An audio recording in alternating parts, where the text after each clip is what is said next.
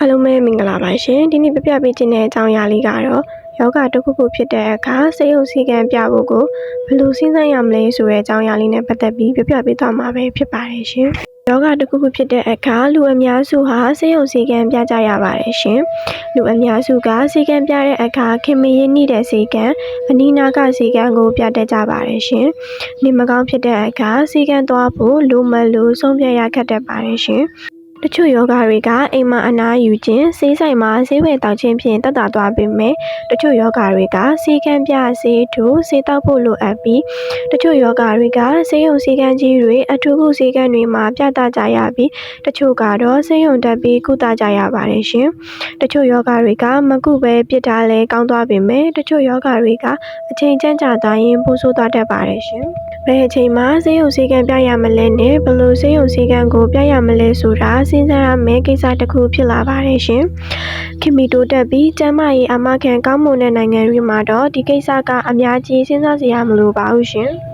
လက်ရှိကျွန်တော်ကျမတို့ပတ်ဝန်းကျင်မှာတော့ဒီကိစ္စကခေါင်းစားရမယ့်ကိစ္စတစ်ခုဖြစ်နေပါတယ်ရှင်။မမှန်ကန်ကန်မစဉ်းစားနိုင်ရင်မကုန်တဲ့အချိန်တွေပတ်စံတွေကုန်နိုင်တယ်လို့မဖြစ်တဲ့ယောဂအခြေအနေတွေလည်းဖြစ်သွားနိုင်ပါတယ်ရှင်။ယောဂအသေးစားလေးကိုကြောက်ပြီး international ဆေးရုံကြီးကိုတွားပြရင်မလိုအပ်ပဲပတ်စံကုန်အချိန်ကုန်နိုင်တယ်လို့ကင်ဆာယောဂလိုအရေးကြီးလက္ခဏာကိုပုံမှန်ဆေးတောက်ပြီးကူနီးစပ်ရာကုနေရင်လည်းမလိုအပ်ပဲအသက်ဆုံးရှုံးသွားနိုင်ပါတယ်ရှင်။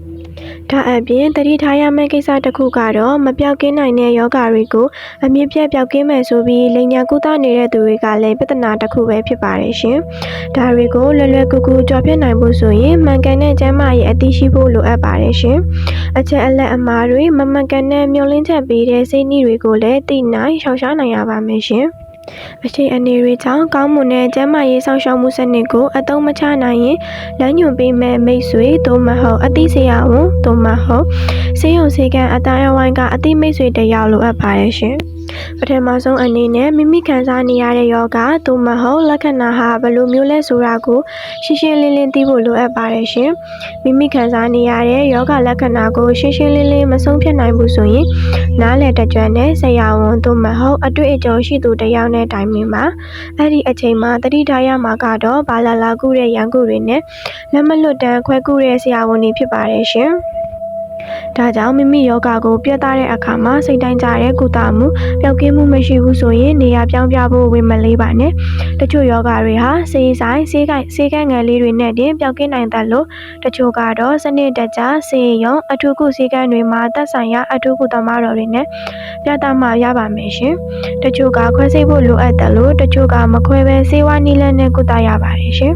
ဆုံးဖြတ်ချက်မှလို့မရပါဘူးမှားရင်ဆရာဝန်ကလည်းတာဝန်မယူပါဘူးမိမိဘာသာတာဝန်ယူရမှာပဲဖြစ်ပါတယ်ရှင်။ဒါကြောင့်ဆုံးဖြတ်ချက်ချတဲ့အခါအဖက်ဖက်ကစဉ်းစားပြီးမှဆုံးဖြတ်ရပါလိမ့်မယ်ရှင်။အားလုံးကိုကျေးဇူးတင်ပါတယ်ရှင်။နောက်လည်းဒီလိုဘုဒ္ဓတာဖြစ်မဲ့အကြောင်းအရာလေးတွေကိုဝေမျှပေးသွားအောင်မှဖြစ်လို့အကောင်ကိုအပေါင်းလေးနဲ့တဲလေးပေးဖို့မမေ့ပါနဲ့နော်။